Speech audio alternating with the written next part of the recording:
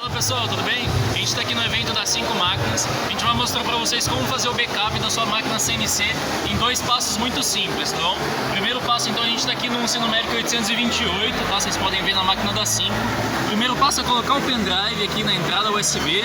O próximo passo, você só vai vir aqui, clicar Ctrl, Alt e a letra C, tá ok? A partir desse momento ele já vai gerar o arquivo ARC, que é automático. Você pode fazer isso de uma forma padrão, semanalmente, e você já vai conseguir registrar a sua máquina e fazer o backup dela, tá bom? Você pode inclusive também carregar ela no Sinotrem e utilizar ela como modelo para sua máquina no simulador.